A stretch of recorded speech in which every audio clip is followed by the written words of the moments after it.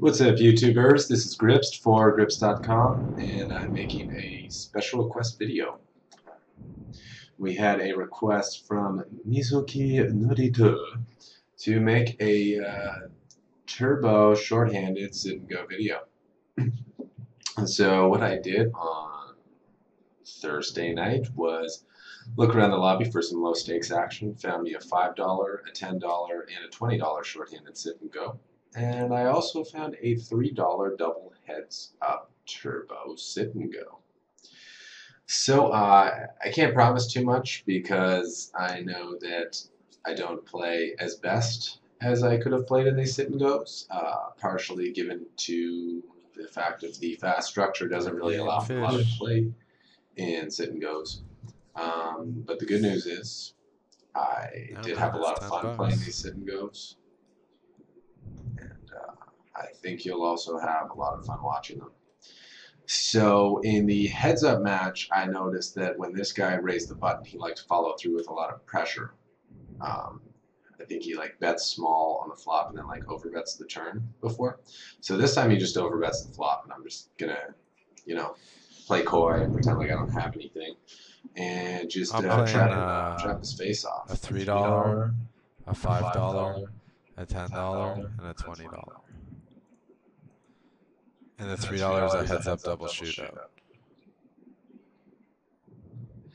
And we're going to have some audio coming in the background too, because I had my buddies over and they were asking me about what's going on.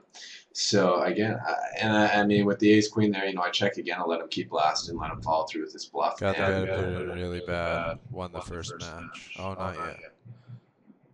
Like I said in the background. Sorry. So hopefully there's some comedic value to this video due to the fact that there's not only my voice narration after the fact as well as some of the live talk that was going on.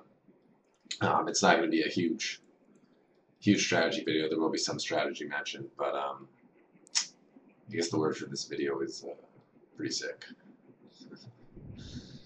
And the guy has gone on away in the heads-up match. Like I said, so I'm just going to I mean, I guess steal his blinds. It's like free money. If it's someone you know, you wouldn't want to steal from them. But if it's just some random, I mean, whatever.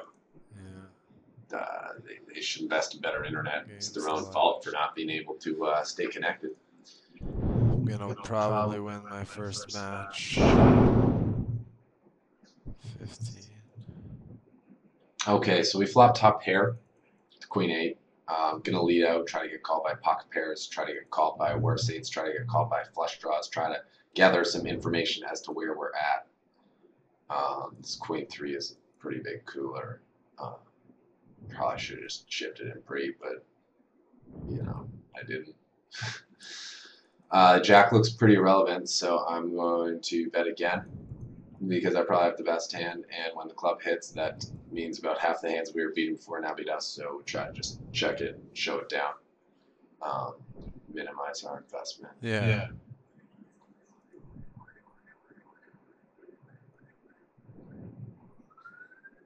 And he had a worse 8, so well played by us to get 2 streets of value. And in these sit and goes where it's very shallow and there aren't a lot of chips in play, it's very important to pick up every single bet that you can and get the max value out of your hands or semblances of hands or whatever. Because there's just so little money out there up for grabs that you got to do everything you can to accumulate bits and pieces so that when the blinds get really big, you can afford to make some shipments on people. And one of the ways of doing that is robbing people when they go on away. I'm just kidding. That shouldn't be a major strategy in your game. First match of the heads up. Oh no. Backdoor to flush on my overpair with 20 chips. Yeah, the king heads up is definitely good. Oh, it was for a big blind. Well, that made it easy. Well, ship it. Going to round 2 of the heads up. Heads up for the win. And flop, backdoor flush draws, backdoor straight draws. I'm good enough to put some pressure on this guy. Usually when people lead out, especially for men, they don't have much of anything, so we're just going to blast. And on that turn, we picked up more equity, so I think we're going to keep betting so we can set up a nice big river bluff. With the nines, I mean, we're just pre-flop. I think we'll see bet. And on that king river, it's just kind of the worst river ever, and I don't think he's folding anything if we bet. And then, like a genius, he doesn't even allow us the option to bet. It's very poorly played on his part, unless he's bluffing, which is kind of surprising. But if you have a value hand and you've check called someone a couple times, you should check again on the river, because the only way you're going to get money when they have nothing is if you let them bet. And usually they will bet the hands that we're going to call your river bet anyway, so you don't really gain any value by betting. I know you guarantee that the river doesn't go check, but I mean, sometimes you just have to accept that your good hands are going to get checked down when you're going for traps. Probably smashed with the jack-10. I don't know if I end up calling, but I wouldn't expect I'm good. Really good odds though, 5-1. He actually owned me with a sick value raise. Guess this guy was a shark. But that doesn't matter, because in tournaments, especially like heads up and turbos and stuff, it doesn't matter how good you are. It just comes down to how good you run. And you're going to find out that sometimes grips can run pretty good. So we're going to smash on his limp. Got 3-bet with 6-7 suited. Can't call. It's too big of a percentage of our chips. We're not getting good odds to speculate and try to crack. So we just have to accept that he might have had a better hand and move on.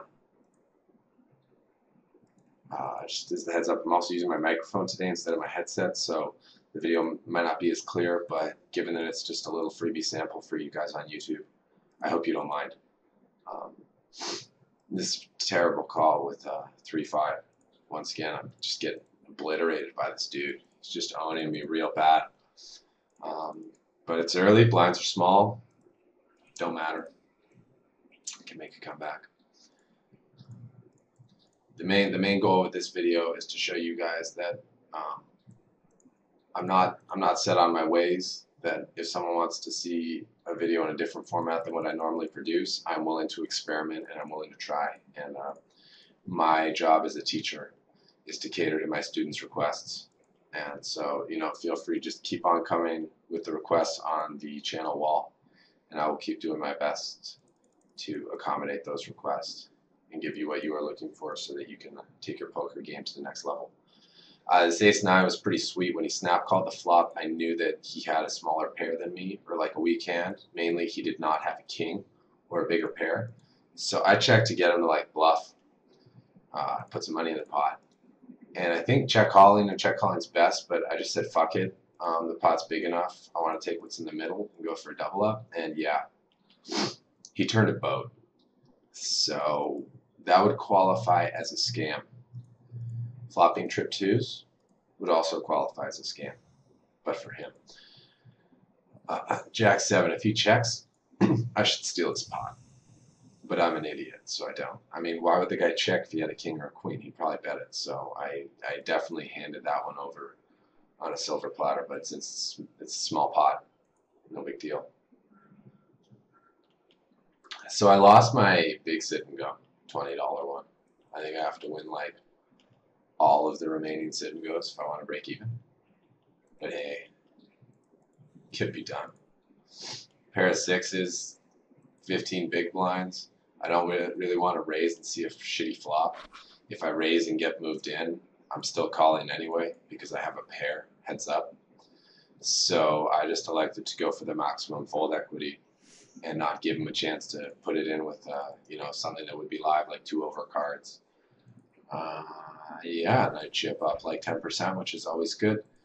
Anytime you can chip up 10%, that's a good result. And oh yeah, sick river. And yeah, anytime you can chip up like 20 or 25%, that's a great result. And generally, when you can find those spots where you're chipping up such a large percentage, your hand is irrelevant. Floating with the 10-8 high, no idea what the fuck I was thinking there. And clearly it didn't work. So, jacks, obvious snap call, fucking snap call. He's got king 10. He's only got 3 outs. There's 1. There's 2. Could he hit all 3? No, but he could make a full house, and that's a good game. $5 turbo. Flush draw, I'm blasting. That's awesome. Flop in top pair and second up flush draw on a nasty board. I'm just gonna like check raise and get as much money in the middle as I can. I might get him to fold a better hand, pretty unlikely, but maybe. And even if he does have me beat, my equity is huge. I'm a coin flip against just about every hand, so I don't mind running the deck out here. I'm happy to get my money in. Queen 3, I'm trapping because I'm an all-star, and I'm getting my money back.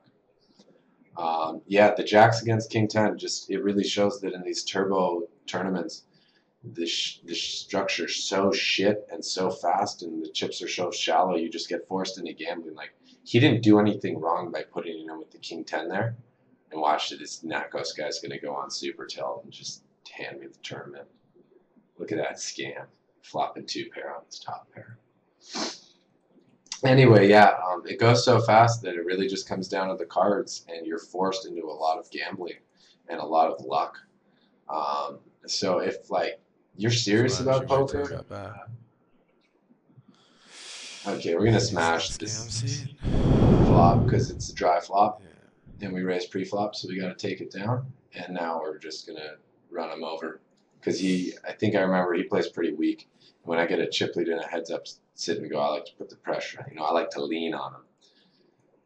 And there I go, just whipping it in with the ace for 15. Wow. For 20 big blinds. I think it was just a timing thing. I didn't think he had it. But anyway, yeah, like if you're serious about poker and these Sit-N-Gos or whatever, you want to make money playing Sit-N-Gos, turbos, wow. Wow. Yeah, so there is value in these turbo Sit-N-Gos too, because you never know what they're gonna call off with. I remember I shipped it all in because I said, he might just be pissed and say fuck it and call with whatever he's got. And he called it off with the jack high. So I won the double heads up shootout. Shows you the quality of players that play these things. So I mean that's what it is. The structure's terrible.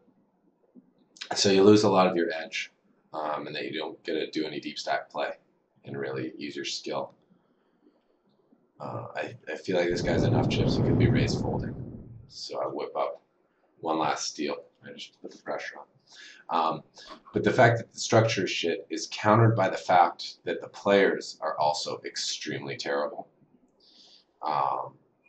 So you can get it in as a big favorite. But you really have to grab people in the early stages, like the first 3 levels, which I think is like 9 minutes in these turbo scams. So you just, like there, 4s, a6, totally standard. Get it in and hope for the best. If this were a deep stack Sit-N-Go, those hands wouldn't have to go in and we could really play some poker. But yeah, your goal is to try to grab people in the early levels when they're playing deep stacked and they don't really know what they're doing. Because if you can get a double stack in a turbo, you can really apply the pressure when the blinds get big and everyone's feeling the push, the pinch of the big blinds. Yeah, I would never limp with a strong hand, so I put him in. Even if he calls me, I'm still going to have like 40% equity. So 2 ways to win and pick up chips. And you got to put the pressure on when the blinds are these big because it makes such a difference having those chips in your stack versus not having them. Here I go again. Queen high, probably best hand. Just put the pressure on. So they're not my personal favorite, but there is value in these turbo Sit-N-Gos, and if you're really good at like push potting and playing short stacked, you can get more tournaments in every hour than you could playing regular speed, which means more rake, which means more rake back, more chances to. The nuts? Did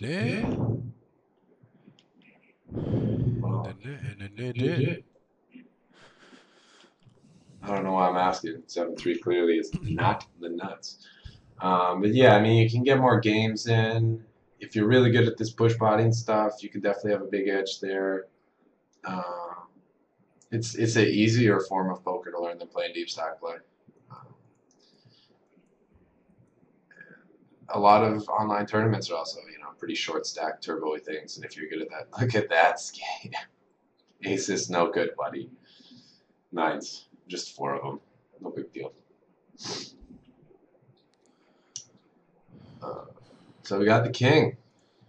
Instead of jamming it, we raise small because this guy actually has us covered, and to shove and lose to him when the other guy's no chips would be disaster. Right now, I'm really just trying to get that other guy out. I'm kind of surprised I folded the king there, but I guess it was because I didn't know. I thought he might be committed and call me off, and I didn't want to show a king, but given that I've been playing aggressive the whole time, I really should have just kept pushing. All right, this is a super scam. We've got 6-9 suited. Gonna get in there, 5-1 on the money. Why not? And look at that, inside draw and a flush draw. So we're just gonna bet out huge, letting everyone know that we're committed, so that they don't like try to bluff us with a 10 or something, because they know we're calling. And I mean, against any hand other than like the king jack of clubs, pretty happy to get it in here. So he just calls, and now we pick up a double inside draw. So like we're up and down with a flush draw. That's like the whole world right there. And somehow he flopped his set. I mean, it's flops like that that make people think online poker's rigged, but it's not. I mean, I guarantee you online poker is not rigged. That whole thing about like they always want the big stacks to win and the short stacks always get busted. Well, I'm going to prove to you right here with this 8-9 suited that sometimes the short stack can win a pot too. So I was super dominated there. I just scammed them so hard.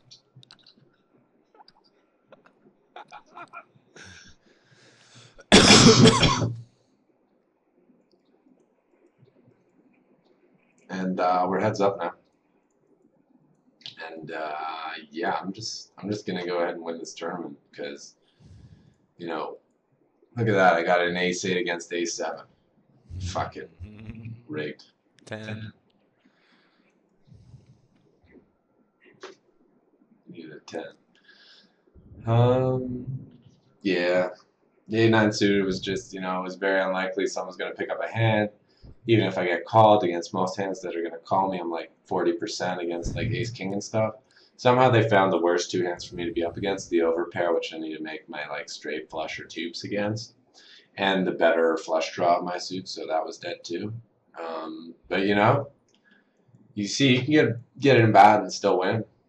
And as long as when you're getting it in bad, you're getting it in for a big pot, you're giving your chance to suck out for the win, which is pretty much what I did. It applies more to like MTTs, where you go for a big stack, but that's the idea in tournaments. Just when the structure's shit, just keep gambling, press your fold equity, hope they fold, and if they don't, hey, maybe you can suck out, get the chips, and then just never look back. So I'm going to put the pressure on this guy. He's playing a little too tight for heads up. Irish Bumbo. And, yeah, I don't think he's got an ace, so I'm going to rep it. Straight stab. Still don't think he has an ace, because I think he would have raised it pre-flop. But since I'm awesome, I'm going to check ship it. I'm going to induce some value from his bluffs. Make it look even more like I have the hand. I think if I didn't turn the hard draw, I would have just bet again, because you don't want to check ship it in dead. But there I was guaranteed to have at least 20%. It's not like the guy had a full house. So yeah, pretty happy with that play. And wow, I didn't call it the 10-7. It's Daniel's favorite hand. Daniel Negreanu, you might have made a call there.